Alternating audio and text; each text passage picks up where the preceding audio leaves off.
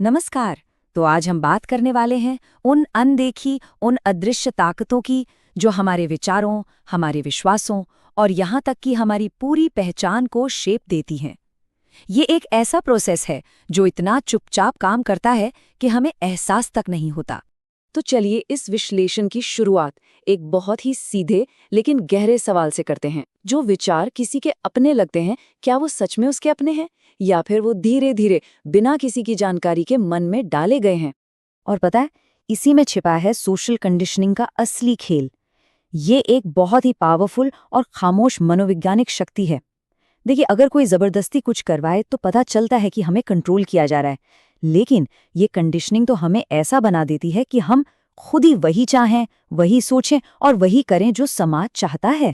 तो ठीक है, अब जरा इस अदृश्य नियंत्रण की गहराई में उतरते हैं। अपने पहले हिस्से में हम ये समझेंगे कि आखिर ये सोशल कंडीशनिंग है क्या और ये हमारे दिमाग पर काम कैसे करती है। तो आसान भाषा में सोशल कंडीशनिंग वो तरीका है जिससे समाज हमें सिखाता है कि क्या नॉर्मल है और क्या गलत। ये एक तरह से हमें एक इनविजिबल रूल बुक थमा देता है कि हमें कौन होना चाहिए और कैसे जीना चाहिए। लेकिन सवाल ये उठता है कि आखिर ये प्रोसेस हमारे दिमाग पर काम कैसे करती है, समाज हमारे मन को प्रोग्राम करता कैसे है। चलिए दूसरे हिस्से में मन की इस प्रोग्रामिंग के तरीकों को समझते हैं। देखिए, ये 4 तरीकों से होता है। एक ही बात को बार बार दोहराया जाता है।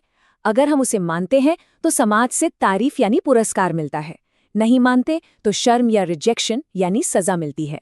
और हम अपने आसपास दूसरों को वैसा करते हुए देखकर सीखते हैं। जब ये चारों चीजें मिल जाती हैं तो वही हमारा सच बन जाता है। और मजे की बात यह है कि हमारा दिमाग इसे बड़ी आसानी से अपना लेता है, क्योंकि इंसान का दिमाग ग्रुप में रहने को ही सर्वाइवल मानता है। अब इस स्लाइड की जो सबसे दिलचस्प बात है वो ये है कि दिमागी स्तर पर रिजेक्शन एक असली खतरा महसूस होता है। इसीलिए लोग क्या कहेंगे का डर कोई मजाक नहीं, बल्कि दिमाग के लिए एक असली थ्रेट है। तो सवाल ये है कि ये प्रोग्रामिंग आती कहाँ से है? कौन है वो आर्किटेक्ट्स जो बचपन से हमारे दिमाग को आकार देते हैं? आइए एक एक करके इन स्रोतों पर नजर डालते हैं। सबसे गहरी प्रोग्रामिंग बचपन में होती है। उस उम्र में बच्चा सवाल नहीं करता, वो हर बात को बस सोख लेता है। अच्छे बच्चे सवाल नहीं करते या बड़े हमेशा सही होते हैं जैसी बातें धीरे धीरे उसकी पहचान का हिस्सा बन जाती हैं।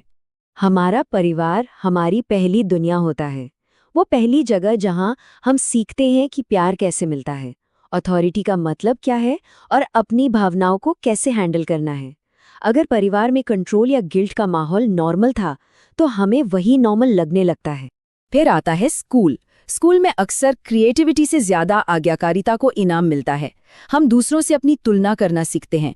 हमारे मार्क्स को हमारी काबिलियत मान लिया जाता है और हमें बाहरी वैलिडेशन की, दूसरों की तारीफ की आदत पड़ जाती है।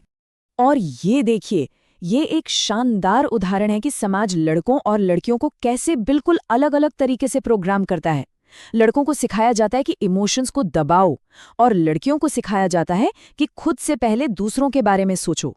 याद रखिए, ये बायोलॉजी नहीं, ये कंडीशनिंग है।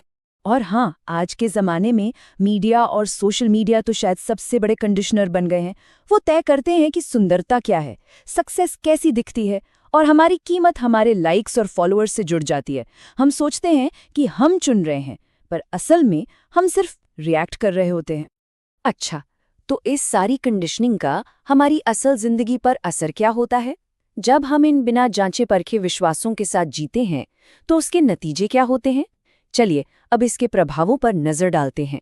रिश्तों की बात करें तो कंडीशनिंग हमें ये मानने पर मजबूर कर सकती है कि प्यार का मतलब सैक्रिफाइस है या जलन का मतलब केयर है, और इसी वजह से कई लोग गलत और दर्दनाक रिश्तों में भी फंसे रहते हैं क्योंकि उन्हें लगता है कि यही तो गहराई है। इसी तरह करियर में एक सेफ जॉब ही सही है या फेलियर एक शर्म की बात है जैसी बातें हमें रिस्क लेने से रोकती हैं। हम अपने पैशन को दबाकर एक डर से भरी जिंदगी जीते हैं जहां हमारी असली क्षमता कभी बाहर ही नहीं आ पाती। अब जरा इस टेबल पर एक नजर डालिए। ये एक झटके में दिखाती है कि कंडीशनिंग हमारी जिंदगी के हर हिस्से में कैसे फैली हुई है, परिवार से लेकर स्कूल तक और समाज से लेकर मीडिया तक। हर जगह के नियम पहले से ही तय हैं। तो क्या इससे बाहर निकलने का कोई रास्ता है? बिल्कुल है, और वो रास्ता बगावत से नहीं बल्कि जागरूकता से शुरू होता है। चलिए इस विश्लेषण के आखिरी और सबसे जरूरी हिस्से की ओर बढ़ते हैं। डीकंडीशनिंग का मतलब समाज के नियमों को आंख बंद करके तोड़ना नहीं है। इसका मतलब है उन पर सवाल उठाना, ये समझना कि ये नियम आए कहाँ से और क्या ये आज भी हमारे लिए सही है। तो इसके लिए 4 बहुत ही पावरफुल स्टेप्स हैं। पहला, अवेयरनेस, खुद से पूछना कि मैं ऐसा क्यों मानता हूँ। दूसरा, सोर्स चेक, ये विश्वास मुझे किसने सिखाया। तीसरा, अपने इमोशनल रिएक्शन को समझना, क्या ये विश्वास सच पर आधारित है या किसी डर पर। और चौथा, एक सचेत चुनाव करना, अब मैं क्या मानना चाहता हूँ। क्योंकि जब तक हम उन विचारों पर सवाल नहीं उठाते जो हमें समाज से मिले हैं, तब तक हम ये कभी जान ही नहीं सकते कि हम असल में कौन हैं। खुद को जानने का सफ़र समाज पर सवाल उठाने की हिम्मत से ही शुरू होता है। और यही इस पूरी बातचीत का निचोड़ है। असली आज़ादी किसी चीज़ के खिलाफ होने में नहीं है, बल्कि किसी चीज़ के बारे में जागरूक होने में है। ये समझने में है कि हमारे विचार बने कैसे हैं। ये एक बहुत गहरी बात है। अक्सर लगता है कि जिंदगी फैसलों से बनती है, लेकिन फैसले तो विश्वासों से आते हैं। और अगर वो विश्वास जो विरासत में मिले हैं उन्हें कभी जांचा ही नहीं गया, तो क्या वो फैसले सच में किसी के अपने हैं? तो आखिर में बात बस इतनी सी है, जिस पल आप अपने ऊपर समाज की इस प्रोग्रामिंग को पहचान लेते हैं, जिस पल आप उस अदृश्य नियंत्रण को देख पाते हैं, असल में आज़ादी की शुरुआत ठीक उसी पल हो जाती है। अगर वीडियो पसंद आई हो तो फोकस ट्यूबर को सब्सक्राइब जरूर करें।